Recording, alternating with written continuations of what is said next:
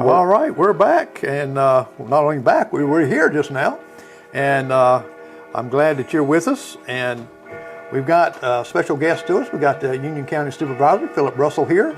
And if you hear all these clocks, y'all are used to them now because, you know, that's usually what happens.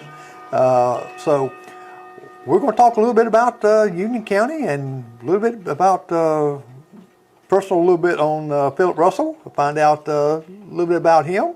And also a little bit about your county, when some things that's you know, kind of popped up a little bit over that we think that, well, it's the county. No, it's not the county. Or you're not going to be able to call in tonight. Sometimes we have them call in, sometimes we don't. So tonight's one of those nights because there's more information for you to listen, and you can also put your comments in with the on Facebook and leave them there, because we'll be able to come back and look at those and answer them appropriately there also. So we're going to come back here in just a moment, as soon as I do a couple little switches here. And I'm using my iPad, and there we go. And we got to get a commercial in here, and that's why I'm doing this right here. Well, there we go. So y'all have used to this anyway, so this is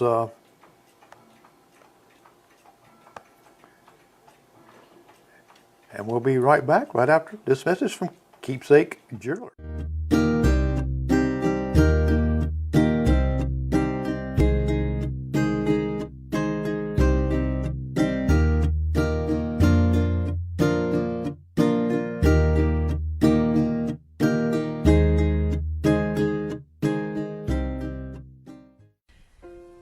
Your love holds us close and guides us even if we're apart.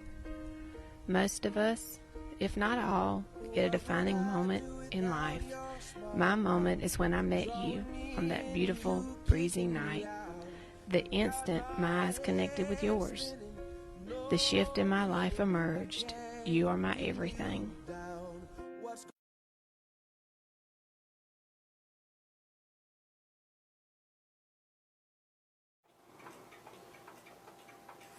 All right, we're back, and you just seen Keepsake Jewelers. You know, Valentine's Day is coming up, and tell you what, you better be thinking about it. You got a girlfriend or wife. And let me take you off my face and put you on to Phillip Russell here. I really appreciate you coming on, and we're talking about Union County and talking about a little bit about yourself. Have you been a long resident of Union County, or did you leave and come back, or? I was born at Wallace Thompson Hospital on January the 2nd, 1964. And for those of y'all who are quick with a calculator, that meant I just turned 60. So, wow. But yes, grew up in Charleston, and in 1982, after graduating high school, I came back to Union. And this is where I wanted to be. We've stayed here. Of course, I married a young lady from Lockhart, South Carolina, and she's addicted to Broad River water. So, you know, but I've been here. Worked for the City of Union from 1988 to 1997, and left there and went to the South Carolina Fire Academy. Now, what did you do with the city? We created their first ever GIS department. We went from CAD drawings to AutoCAD on a computer. So we did all the pre and post engineering for the city. We mapped everything that was put in. We helped the work order system we created actually put in all of the parks that a department would need to go and run a gas line, run an electric line, fix a sewer line, whatever that meant. We could go and do it and create a work order, task it out to the crews. The crews knew exactly what to put in the truck. We kept up with all of that. So it was a really nice learning experience. GIS as a whole, it was in its infancy back then. We're talking 486 computers with math processors. Okay, so we're going way back when dinosaurs had eggs. But and then in '97, I was part of the fire service here in Union County since 1987, and so I had 10 years in the service, and I was offered a job to be a fire academy instructor, and it just led from there. I went from teaching for 3 years to supervision and management. So when I retired in 2017, after 20 full-time years with them, I was actually the superintendent of the South Carolina Fire Academy. That was about a $12.5 million budget, about 400 employees underneath me, and also assisted the fire marshal in maintaining and keeping up their budget. So we worked with the governor's office on a regular basis, and we were part of the governor's cabinet agency with LLR. So had just a good management experience from that, but I had 30 years in the system and was time to move on. And so I retired and got a phone call the next year, probably about 9 months out, and said, hey, we'd like for you to become our fire chief. So I went to the city of Clinton. I was the fire chief at Clinton for about 4 years, and decided I would leave that to run. Now was that supervisor. was that a volunteer? Was it paid? That's a municipal paid department. Oh, okay. We had a combination of full-time staff, 4 on a shift, and part-time staff. We had 14 full-time and 18 part-time or volunteer staff members, but we paid our volunteers. We ran about 1,200 calls a year. We did both medical and fire, about 50% split between the fire and EMS. We codified everybody in the department to their positions, to their training, and really it was a good time. But my job was to get them started. They were a brand new department coming out of public safety. That was my job to create a benchmark for them. We created all their policies, and I told them when I took the job I wasn't going to be there long. And I left that job in December of 2021 for the sole purpose of running for the supervisor for Union County. Oh, okay.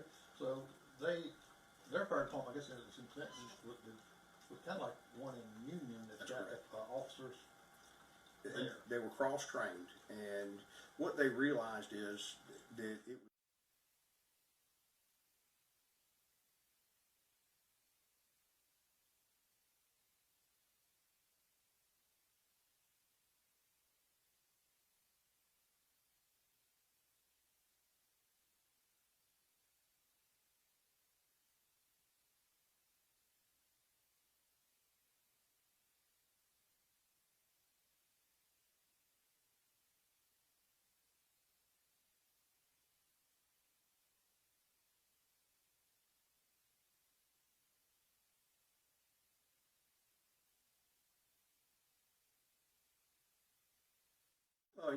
fighting fire. You just don't fight fire, and then your job's done. What we do with the fire department, literally, it's a 24-hour-a-day job. So there's a lot more to it than just fighting the fire. It's the training, the maintenance of equipment, the building inspections and building pre-plans and emergency plans, doing walkthroughs, dry runs, and training with other departments. So there's a lot involved, and we were whatever the city wanted us to be.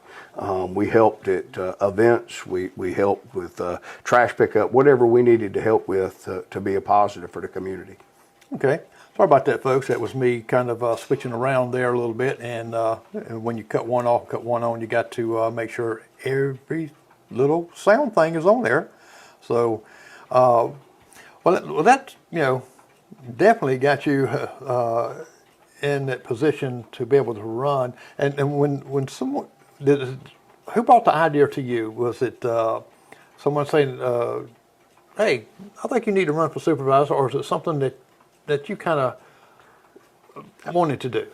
I just felt like the time was right. I wasn't mad at anybody. I didn't think anything was right or wrong. I had no opinion. I just thought that, this was an opportunity, and I felt like that Union County needed a choice.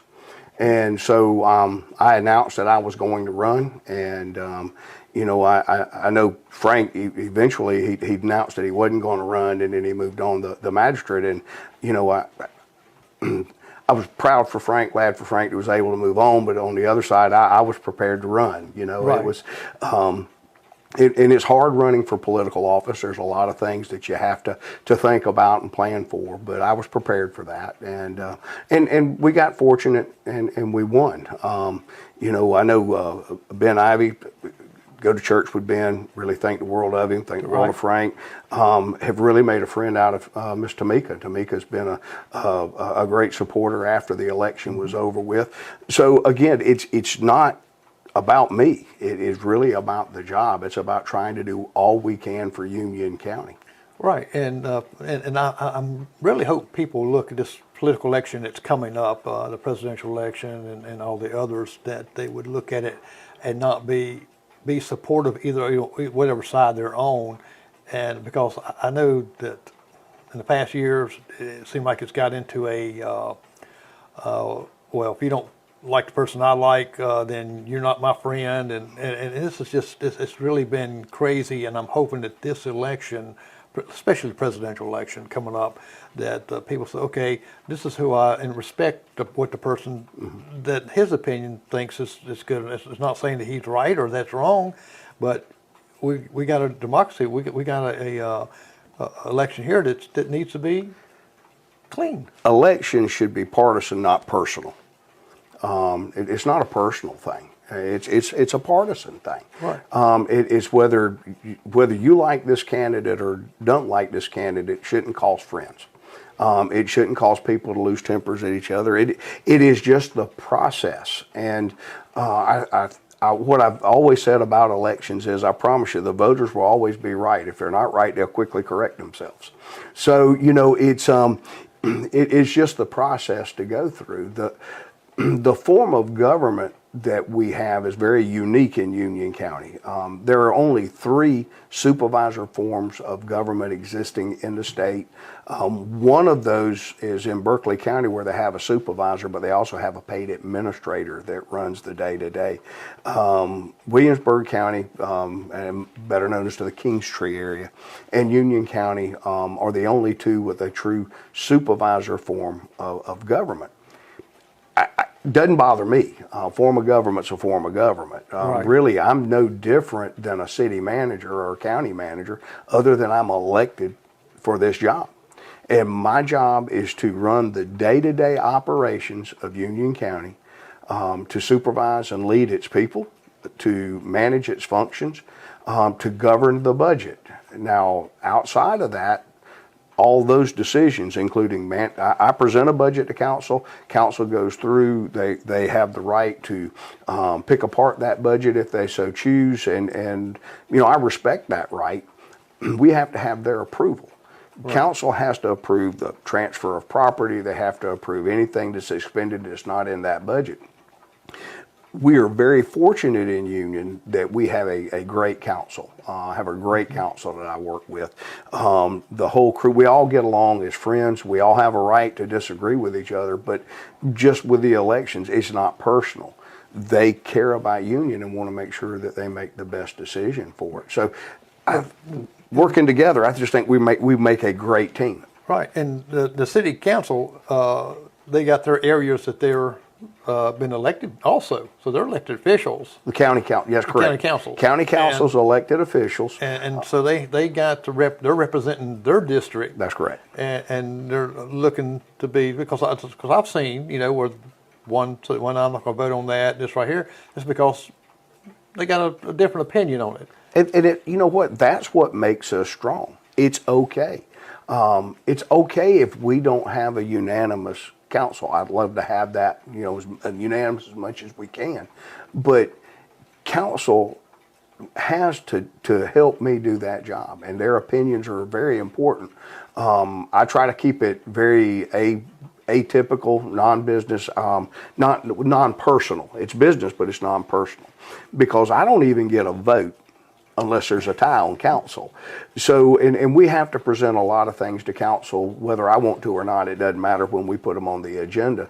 This is the way the business works. And so what you do is you calculate and gather those things all during the month that you need to have council's decision on. And we try to get that agenda to council as quick as we can, typically by the Thursday before council meeting on a Tuesday, so it gives them time to research. But then what we also do is we put that same agenda package online. Right. We have made great strides in being as transparent as we can. Right. I just think the more things we put out and the more questions we answer, the better off we are as a county. We're not trying to hide anything. We are a $23 million, without grants, our budget is $23 million. $23,325,000 to be exact. You got to realize that about 18 million of that's payroll. When you begin to look at paying your employees, paying their insurance, we have to pay their retirement benefits. So when you begin to look at, you take 18 million away from 23, you only have about 5 million to 5.5 million to operate on as far as general government operations. It's not a lot of funds. So 23 million sounds like a lot if you say it quick.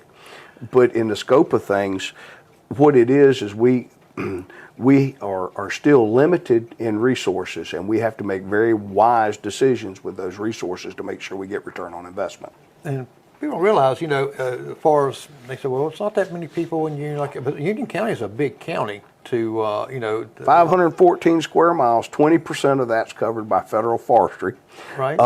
But Union's growing, and what you have to realize is we may lose 8,000 people going out of town to work in the morning, but we're gaining 8,000 or more coming in to handle the jobs that we have in Union. You've got this new housing subdivision that there's 13 houses presently under some form of construction today. Right. And I'll tell you, those houses are going to fill up quick. And we've got people that want to have a place to live. I think you're going to see this spur our growth.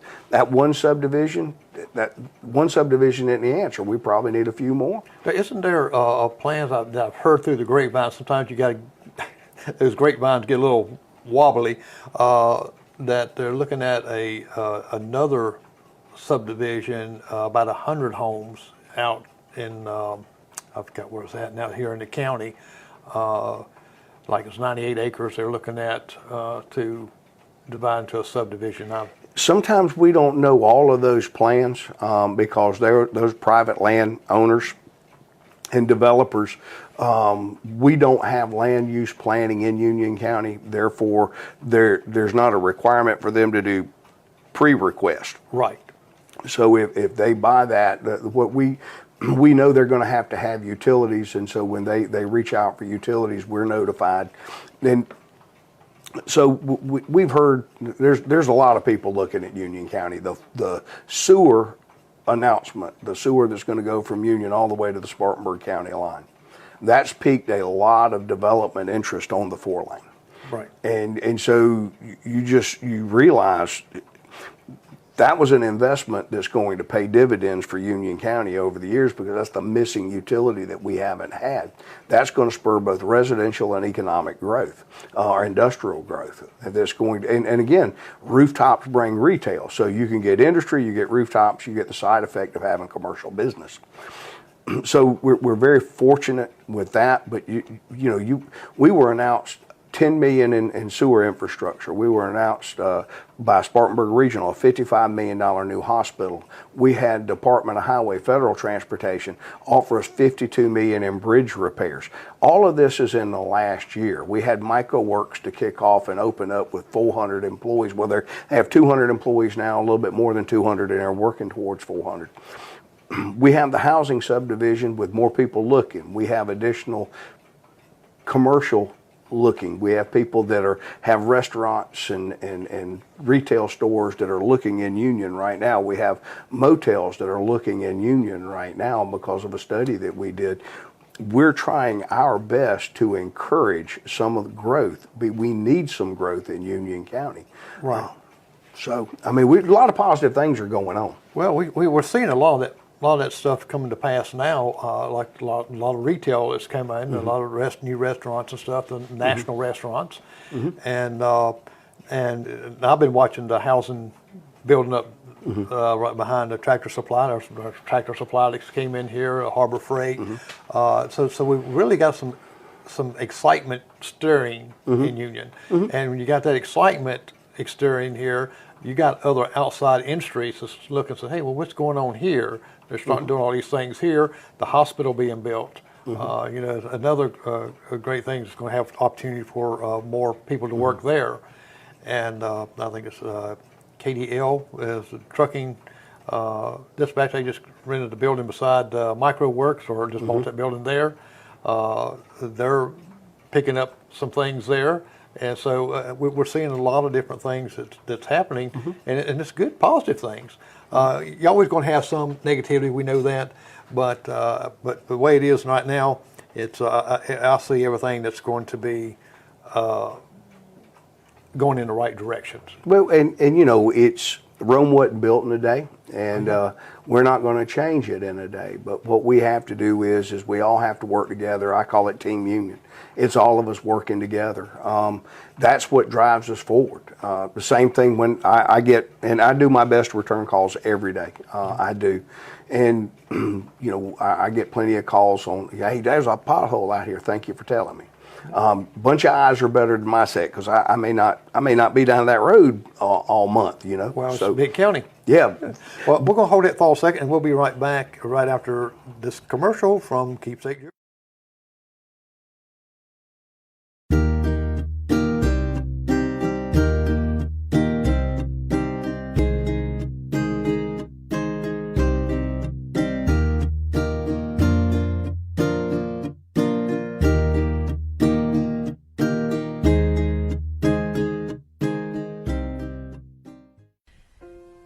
Your love holds us close and guides us even if we're apart. Most of us, if not all, get a defining moment in life. My moment is when I met you on that beautiful, breezy night. The instant my eyes connected with yours. The shift in my life emerged. You are my everything.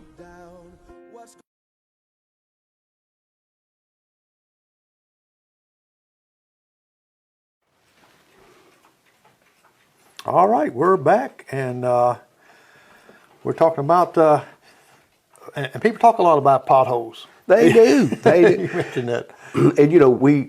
And there's a difference between a city street, a county road, and a state road. And now we take complaints on any. It doesn't matter. And if they're not our roads, well, we meet once a week. I send to our highway department a list. I have one of our staff send a list to the highway department. Say, here's the reports of potholes or complaints that we've had. Union County itself owns about 170 miles of roadway. So if you put that in perspective, you can drive from here to Charleston on the amount of county roads that we own and we maintain.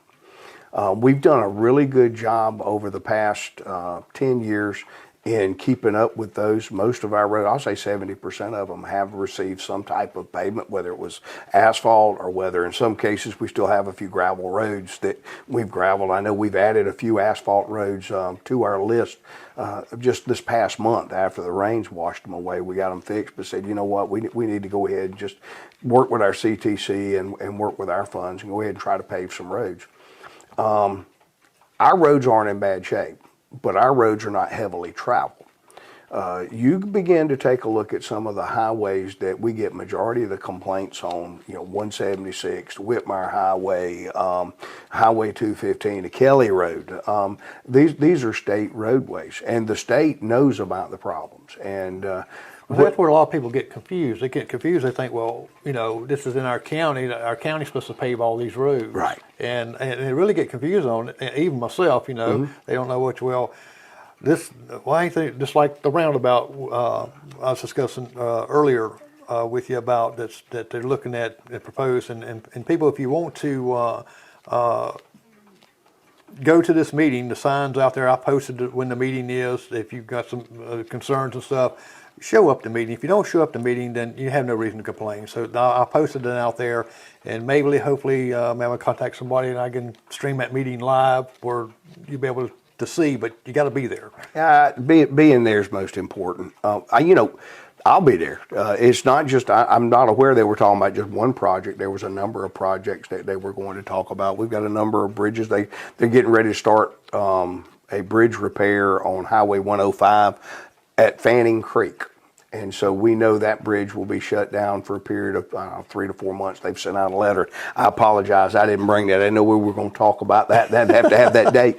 But there's a certain time parameter where they're going to tear this bridge out and replace the bridge. But we've got a lot of other bridges. You got 2 bridges on 215. One bridge on 215 over Fair Forest, 2 bridges on Highway 49. That's Fair Forest and Tiger. There's also a bridge on Whitmire Highway side at Dutchman Creek.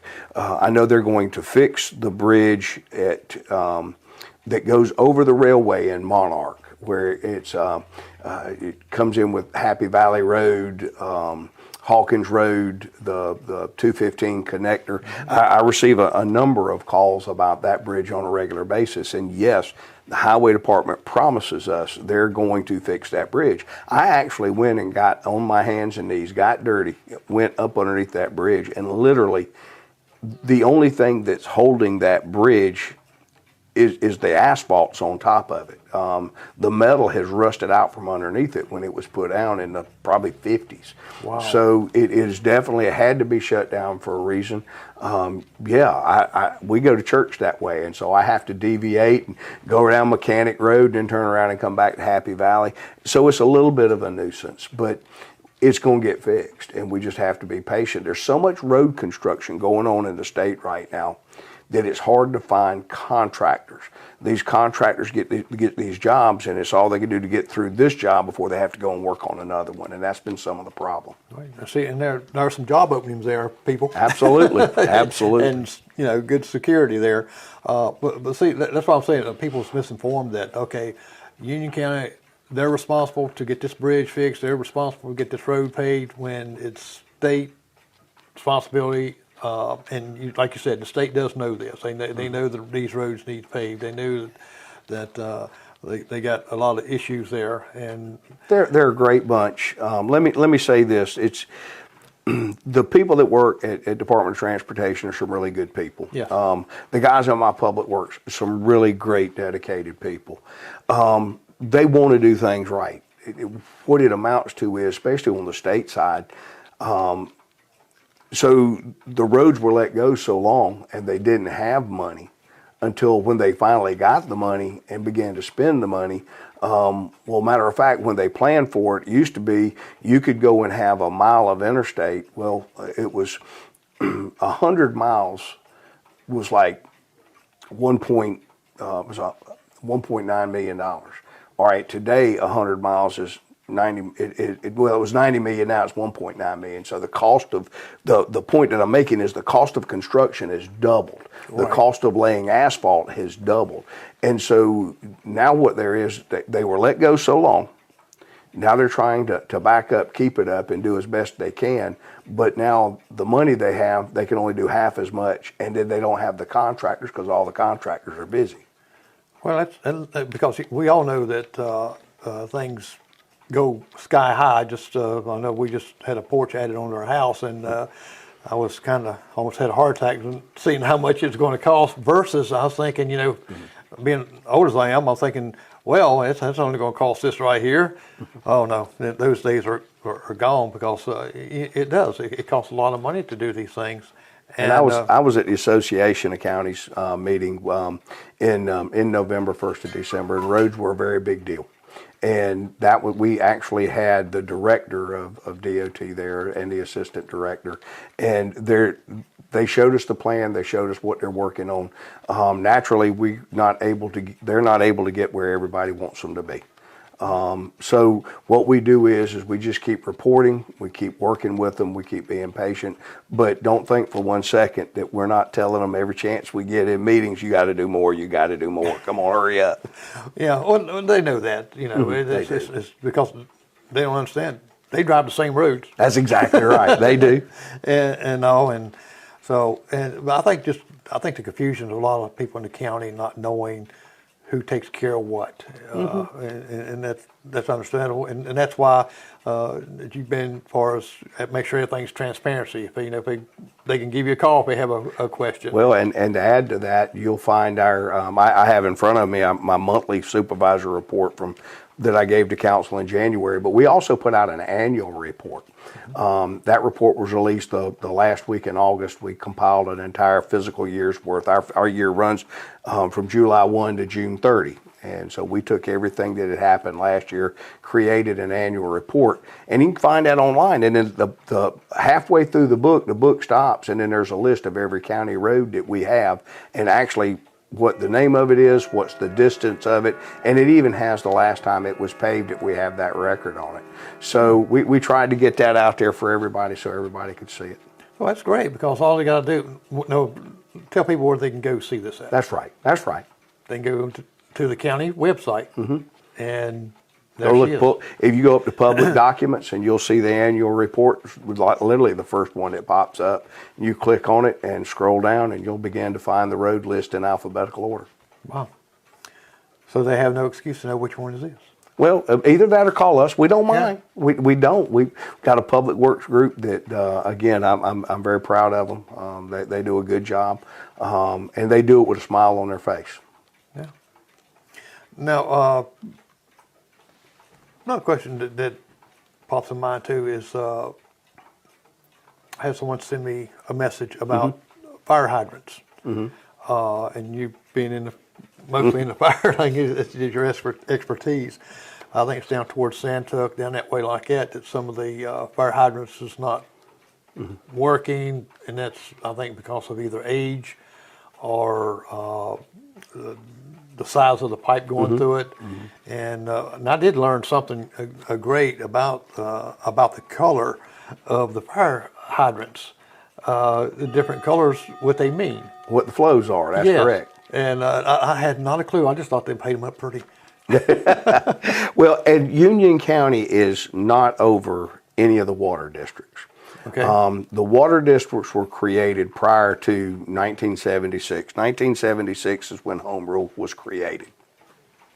These water districts that we have in Union County were legislatively created.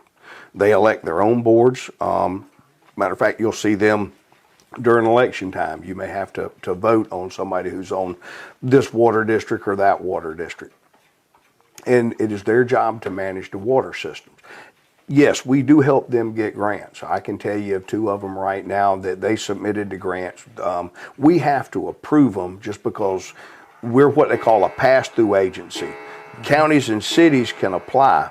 The county is a pass-through for our water districts. So what we do is we sign off with them, making sure they've got all their documents, and we tell rural infrastructure, yeah, we'll be glad to help them with their paperwork to make sure that they get this grant. You're right. These water districts were originally created for residential water only. And we have to, again, think about how long ago that's been, okay? Good while. So now you begin to take a look at some of our growth that we've had since 1950. Whether the water line now is too small for the number of houses it serves, whether it's too old and has maybe some corrosion in it and needs some work. But the cost of running a water system has exceeded. It's tough to run a water system now, and then you got to have monthly requirements going and testing all water to make sure it gets tested. It doesn't have any bad chemicals in it, and you don't have any pipe leaks with rust in it and those type of things, or do boil water advisories. All of these things are now codified where they weren't years ago. So yes, there are some systems that we have that that could probably use some upgrading.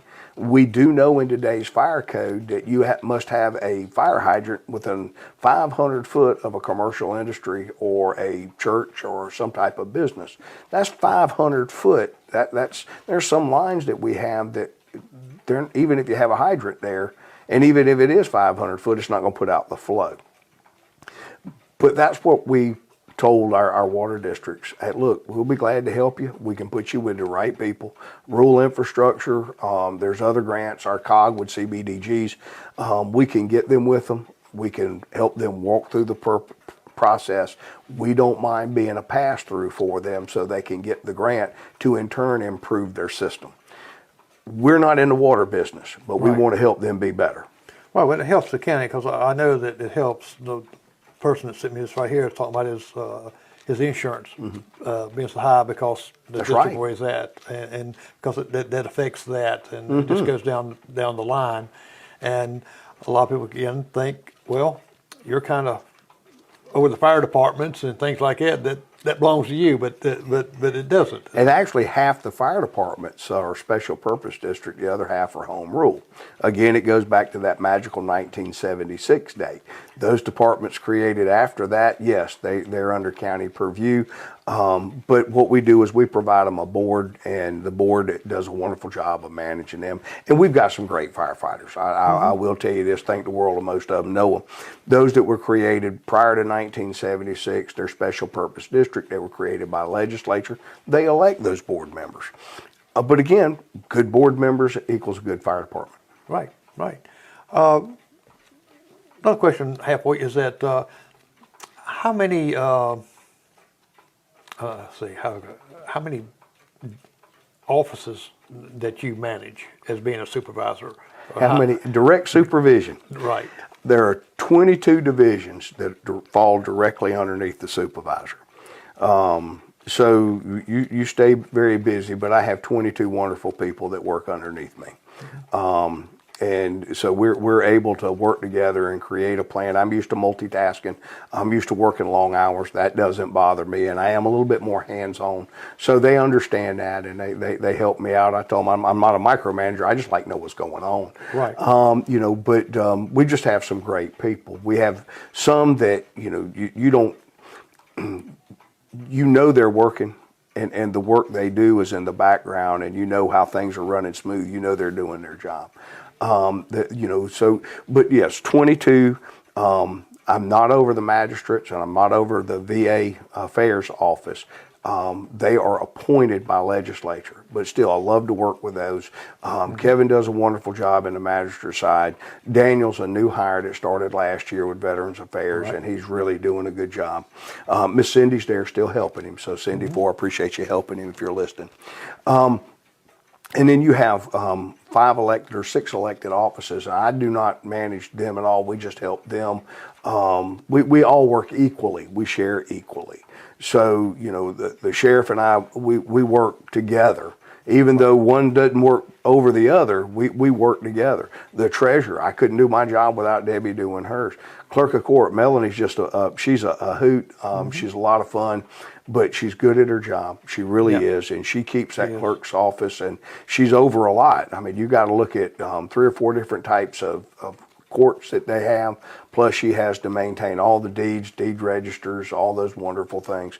And then you have the coroner, and you have the auditor. And I don't need to leave Brad out because Brad is his gold, and I brought them in. I want to do everything transparent. And I told Brad and our assessor, Jake, y'all's job is to keep me out of jail. I don't want to do anything. We don't need to do anything illegal here. Let's make sure everything we do with tax dollars is done right. And of course, Debbie in there as well.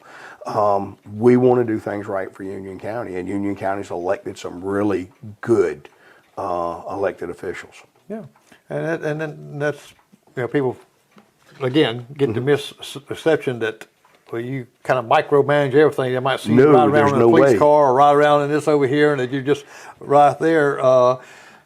But you have a good team that you work together. Now, do you all get together as say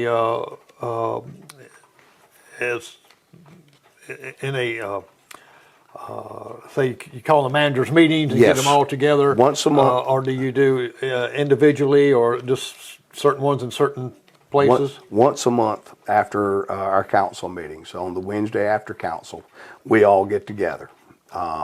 We go over what happened at the agenda with council. I want them to know. I want them to have an understanding.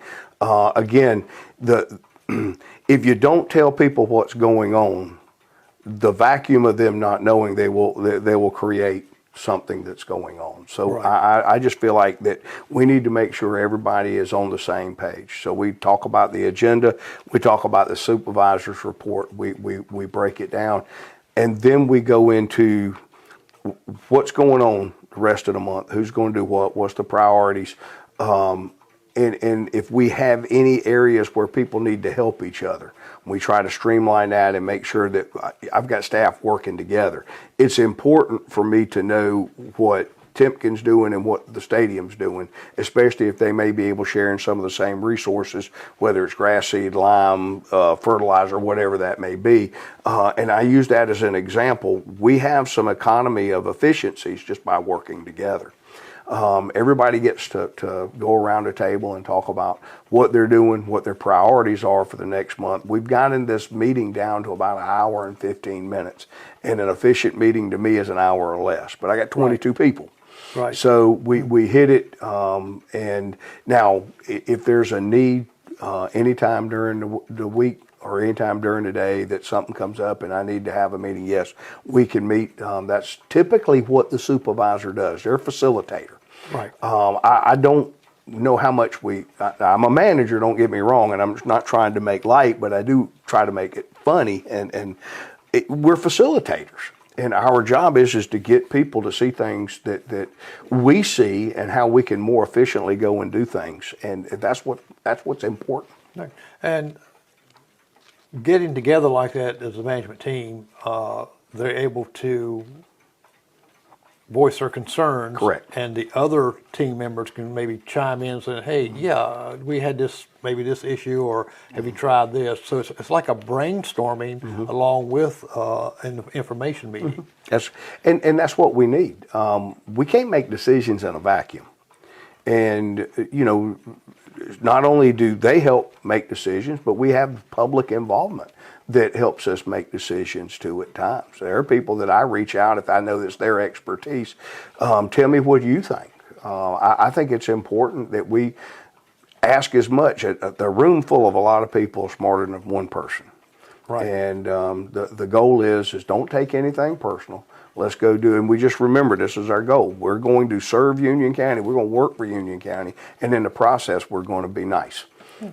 Well, I know at the council meetings, you invite the public a lot of times between half an hour actually before the meeting starts to voice their opinions or their concerns on certain things.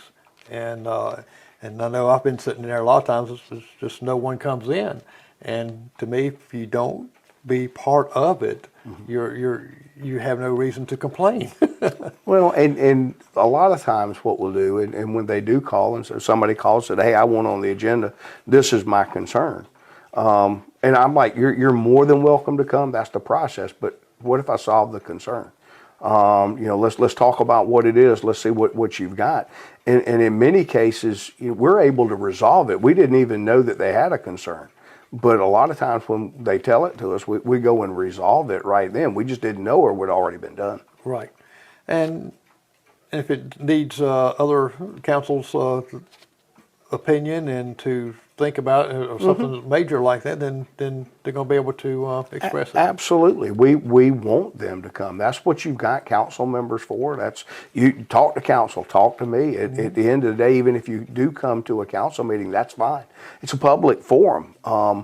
I do want it to be a business meeting. I want it to be professional. I want it to represent Union the way Union should be represented. We're a very professional county. Right. We've got a lot of great people, and we should be seen that way. And but at no point is this meeting meant or held to keep people away. No, we want people to come and be involved. Right, and I know we get good feedback as far as being transparent, just like you not live stream to the event or the meetings, and this just gives people opportunities. So, well, I can't get off from work in time to get there. I've got supper to get. I got to get this right here. They can always go back and look at it. And then they can voice their opinion. A lot of times people use social media as a venting instead of attacking the issue either with you or one of their council members to find out what's the truth. Because we know how sometimes it's like passing a word around the room. By the time it gets to the other side, it's totally different. And I always like going to what they call the horse's mouth.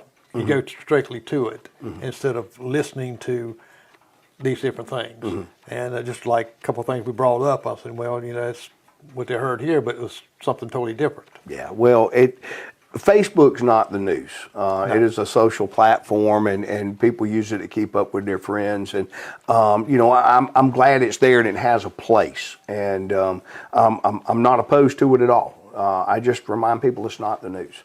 Right. And we suffer sometimes in Union County. We have WBCU.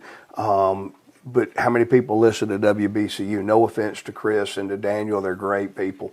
Anna, I love Anna, went to college with Anna with Union County News. Again, their circulation only goes to so many people. So what did I say earlier? If you don't tell what's going on, the vacuum of something going on fills it. And that's why it's important for me to come here. We're just good people in Union trying to do our best for our neighbors, for the people that live here. I speak for council and myself when I say we just want to see Union thrive, grow, and people to be happy. And we want the best for Union, and that's what we're striving to do. Exactly. Well, we'll be right back. We're going to do one last commercial here. We're at our 45-minute already, pretty quick. It goes by quick. And we'll be right back. And Keepsake Jewelers.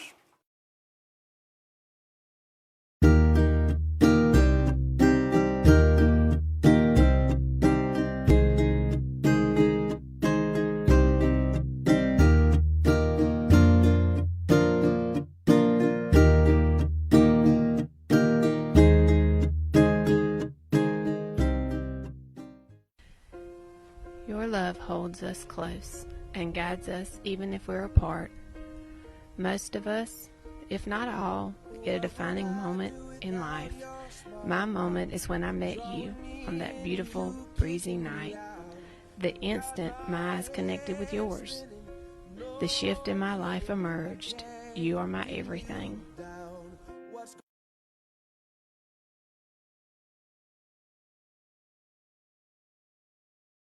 Job. Here we go. All right, we're back again, and we're talking with Phillip Russell, Supervisor County. I know you're over different departments like that, and we just was about the animal control. Yeah. We've had a lot of people saying, well, we need a new animal. We need a new animal shelter. I'll be the first to agree with that. The history of our old one was that we're still in. It was temporary shelter, and it was temporary built because the city of Union were closing theirs. And what was meant to be temporary over 30 years ago, it's still there. We need a new shelter. I would love to have another piece of property to put it in too, because I don't like the penal look that it gets when you're coming to our detention center to go to a dog shelter or an animal shelter. I'd rather be much, much nicer.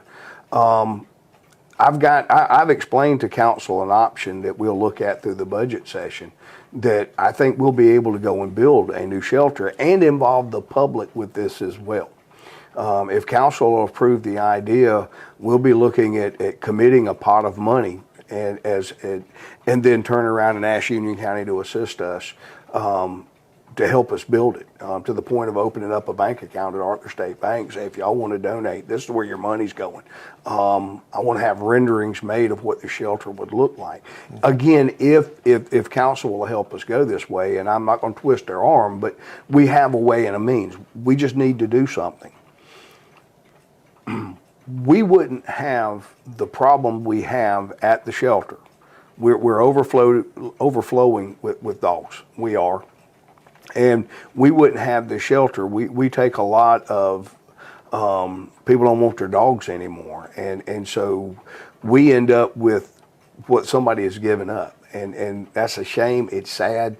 And I hate that because we've got dogs that really need to be in homes that people have given up. And so the irresponsible pet owner who just gets rid of their dog and says, come get it, I can't deal with it no more, goes and lets it out, that's where we end up with this dog at the shelter, and that's the reason why we're maxed out. And people don't realize this also, this is a no-kill animal shelter, right? It is no kill. Understand, under the Humane Society's rules of no kill, you still can euthanize based on health, sickness. If a judge orders them to, they're aggressive, to be put down. Actually, our animal control officers don't like to, but sometimes if they have to deem one aggressive, especially if it goes and attacks another dog or something like that, where it's in the shelter, or someone else. We cannot legally adopt out an aggressive dog. So if we get a dog there that's just mean and aggressive, we can't adopt it out. So basically, it gets committed to a shelter, a small cage, until we can find a rescue group that may want to come in and get it.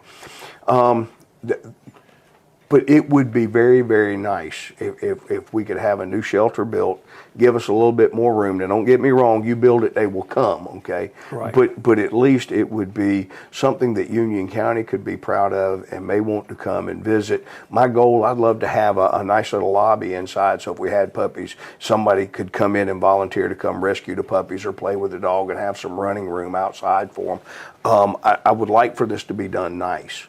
But again, we do have a lot of needs in Union. Right. So, that's one of the needs. We just feel like this ranks up really high.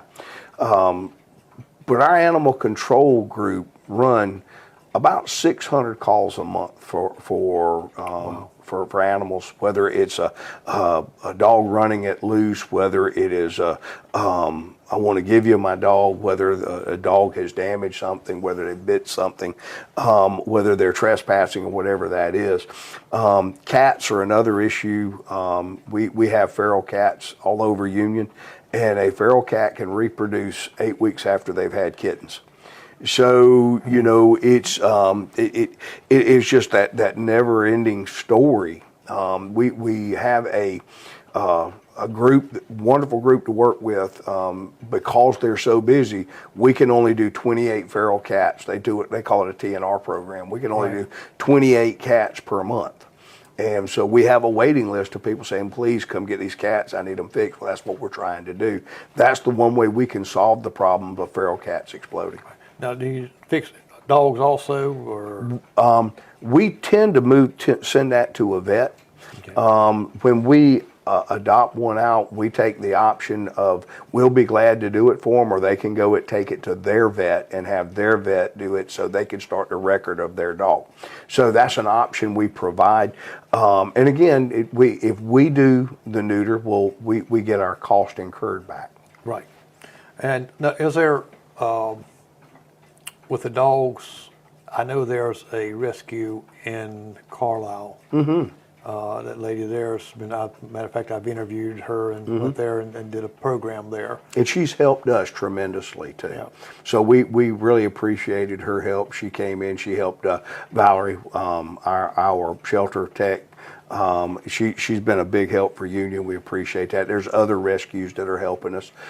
It's a small world, and so they get out there and they talk to each other and try to see and share information and ideas. So, but we just can't be everything to everybody. Right. And that's just something that, again, it goes back, where's the money going to come from too? You got a budget you go to that you can spend so much, because you got $18 million coming out in salaries and benefits and things like that. Don't leave you much to work with there. That's right. How's the project on the jail coming? That project's going exceedingly well. It's right now a little bit ahead of schedule, even though we've had a good bit of rain. We're looking at having concrete poured sometime in the next 2 weeks. We can get the ground dry and it'll stay dry, and we can get the weather right, because you can't pour it in the cold. Right. But the pads there, the footings are there. All the utilities are in place and covered up with dirt, with the conduit sticking up for the electricity, the plumbing, rough plumbing, all of that. It's all ready. So once the concrete goes, you give it about a week to cure, you'll probably be seeing steel I-beams going up. And so once we start going vertical, very quickly we'll go into dry.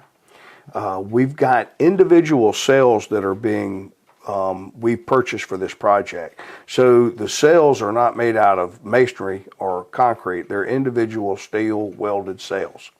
And they slide in, and they're going to be double deckered. So you're going to have, it's 16 cells on the bottom and 16 cells on the top, 32 with a walkway. And of course, there's some other offices in there, bathroom, showers, those type of things in that room too. So it's really going to be nice. It's exciting to watch this come together.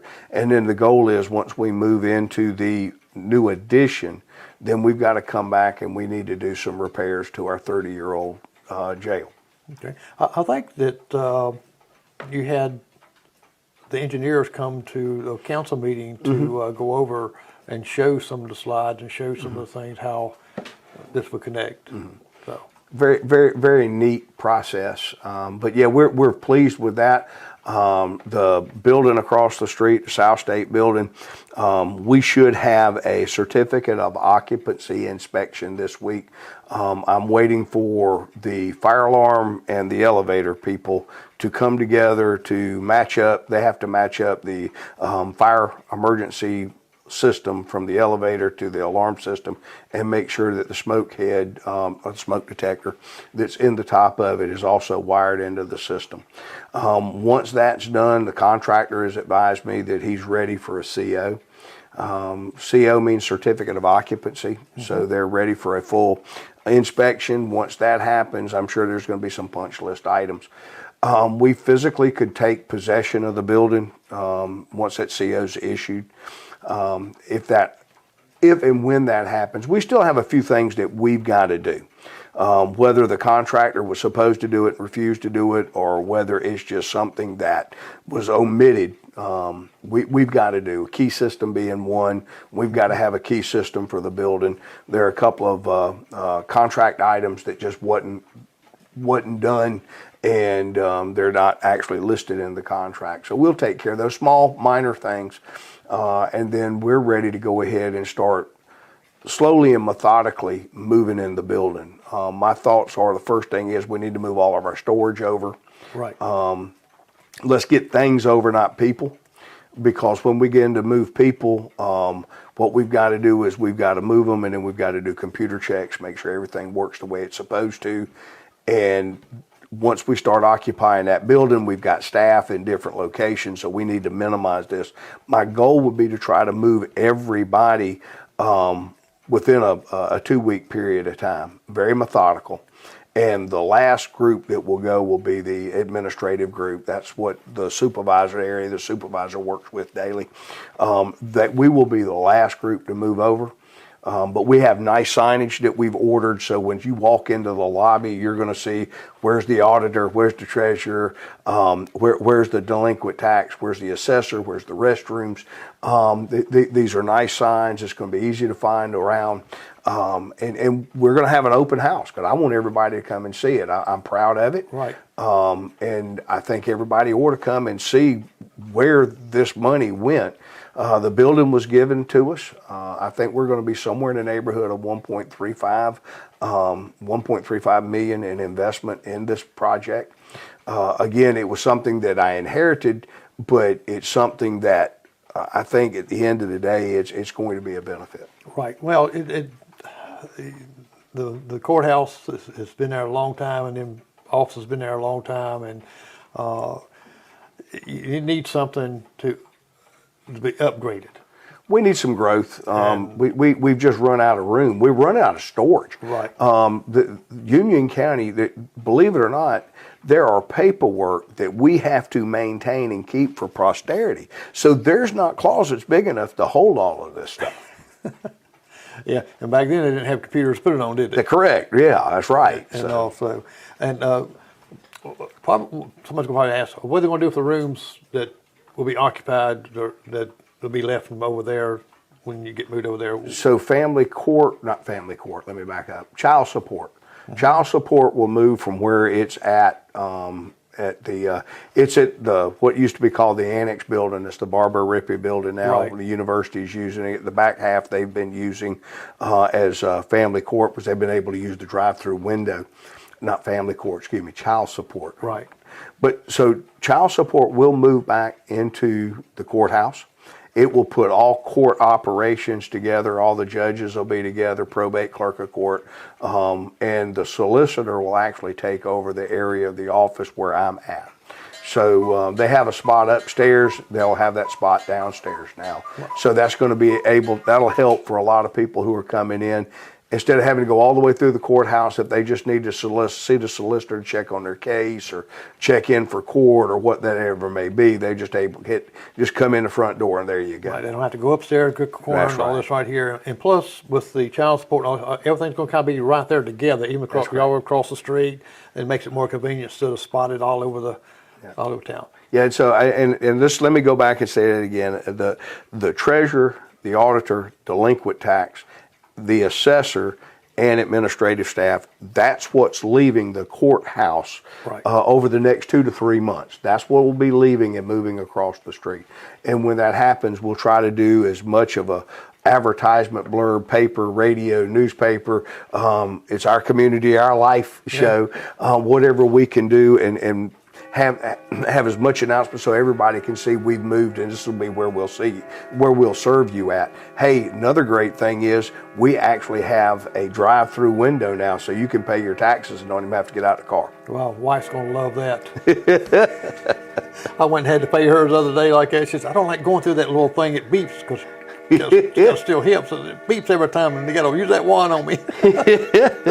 So, well, the time's up here. It's been a fast hour, and I appreciate you coming on and enlightening us on a lot of different things. That council meeting, it's like you said, it's a business. You got to go on with the agenda and things like this. It just gives a time one-on-one, and the people here and some of the questions that they had and thought about. Well, it can be answered, or they can give you a call. And send me an email, call me, send me a text message. We'll do whatever we can to make sure that you have the information that you need. Well, thank you very much. All right, I'm Jerry McKee, and I'm glad that you got to join with us and share it with your friends. Let them know that, Union is growing, and you're seeing it live here. I'm Jerry McKee.